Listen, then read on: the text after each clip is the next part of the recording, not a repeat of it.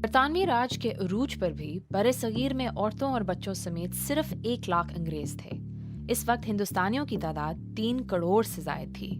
تو پھر کیسے اس چھوٹے سے گروہ نے بر صغیر پر اپنا کنٹرول قائم کیا اور ایک طویل عرصے تک برقرار رکھا؟ بر صغیر پر برطانوی قبضہ 200 سال تک قائم رہا۔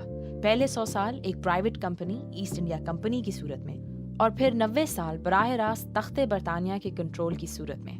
اس کہانی میں بندوقوں، فوج اور جنگ و جدل کا کردار تو واضح ہے، لیکن برطانیہ کا بر صغیر کو تقسیم کرنے اور محکوم بنانے میں سب سے بڑا ہتھیار مفاد پرست مقامی اشرافیہ تھی۔ انہوں نے ایسٹ انڈیا کمپنی کی مالی مدد کی اور انہیں زمینوں اور عوام پر کنٹرول بھی فراہم کیا۔ اس ویڈیو میں ہم مفاد پر مبنی ان تعلقات کا جائزہ لیں گے۔ نمبر 1، ہندوستانی تاجروں سے تعلقات کا آغاز۔ ایسٹ انڈیا کمپنی نے بر صغیر میں گرم مسالوں، ٹیکسٹائل اور چند دیگر اشیاء سے تجارت کا آغاز کیا۔ یہ تجارت بنگال کے مقامی تاجروں کی سہولت کاری کے بغیر ممکن نہ تھی۔ ہندو تاجروں نے خاص طور پر انگریزوں کی مدد کی۔ معروف جین بینکر جگت سیٹھ نے کمپنی کو اپنی کریڈٹ لائن تک رسائی دی، اور جنگ پلاسی، جس میں بنگال، بہار اور اڑیسہ پر برطانوی قبضہ ہوا تھا، اس جنگ کے بعد جگت سیٹھ نے برطانیہ اور گورنر بنگال کے درمیان ہونے والی ڈیل میں ایک بہت اہم کردار ادا کیا۔ اس ڈیل میں طے کیا گیا کہ جنگ میں ہونے والی کمپنی کے نقصان کی ادائیگی کب اور کیسے کی جائے گی۔ ہندوستانی اشرافیہ نے سمجھ لیا تھا کہ ان کا معاشی مفاد ان گوروں سے جڑا ہوا ہے، اور یہ تعلق بر صغیر میں برطانوی پھیلاؤ کے لیے انتہائی اہم رہا۔ نمبر 2، ایک وفادار جاگیردار طبقے کی تشکیل۔ اسی طرح ایسٹ انڈیا کمپنی نے ایک اور مقامی طبقے کے ساتھ قریبی تعلق قائم کیا، جس نے سامراج کے لیے ٹیکس اکٹھا کرنے میں اہم کردار ادا کیا: جاگیردار طبقہ۔ 1793 میں کمپنی نے بر صغیر میں پہلی بار مستقل زمینداری کا نظام رائج کیا۔ اس سے پہلے مغل دور میں ریاستی ملازمین کو زمین الاٹ کی جاتی تھی، لیکن یہ مستقل نہیں ہوتی تھی۔ ٹیکس اکٹھا کرنا مغل بیوروکریسی کے ذمہ تھا، لیکن اب برطانیہ نے چند خاندانوں کو مستقل طور پر زمینیں الاٹ کی، جس سے ایک طاقتور اور وفادار جاگیردار طبقے کی تشکیل ہوئی۔ پھر برطانیہ نے ان کے ذریعے زمینوں پر کام کرنے والے کسانوں سے ٹیکس وصولی کا آغاز کیا۔ انہوں نے کسانوں کو کیش کراپ فارمنگ پر مجبور کیا۔ اس سے کمپنی کی طرف سے دی گئی ٹیکس شرح پوری کی جاتی اور اپنا منافع بھی کمایا جاتا۔ نمبر 3، شاہی ریاستوں کے ساتھ تعاون۔ 19ویں صدی میں مغلیہ سلطنت کے زوال کے وقت بر صغیر میں بے شمار شاہی ریاستیں تھیں۔ ان کے حکمران مقامی سردار یا مہاراجے تھے۔ یہ ریاستیں سامراج کے لیے 2 طرح سے فائدہ مند تھیں۔ ایک، انہوں نے برطانیہ کے انتظامی اخراجات کم کر دیے۔ جب کمزور حکمران اپنی مرضی سے برطانیہ کی بالواسطہ حکمرانی کو تسلیم کر لیتے تھے تو پھر بھاگ دوڑ کی کیا ضرورت، جیسا کہ راجستھان جیسے دشوار صحرائی علاقے پر شاہی ریاست کو برقرار رکھنا ہی برطانیہ کے فائدے میں تھا۔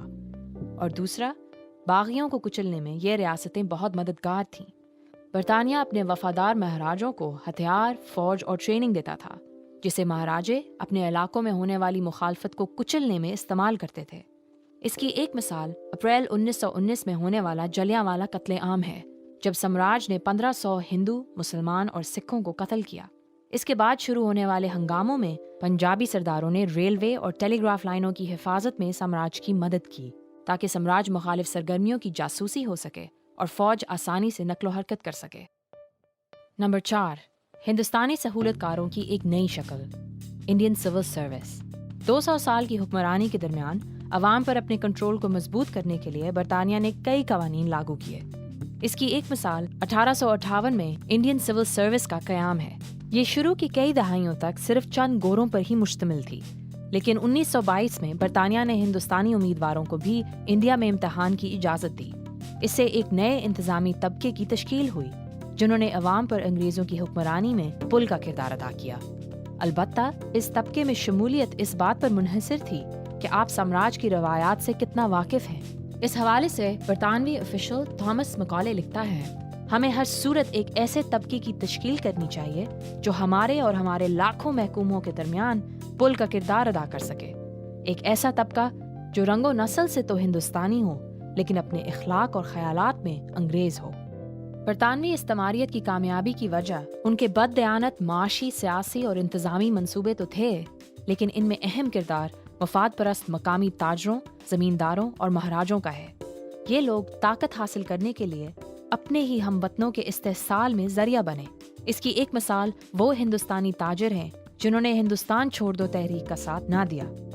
गांधी के मुताबिक इन्होंने बरतानवी राज की हिमायत की क्योंकि इनके मफादात साम्राज्य के साथ जुड़े हुए थे।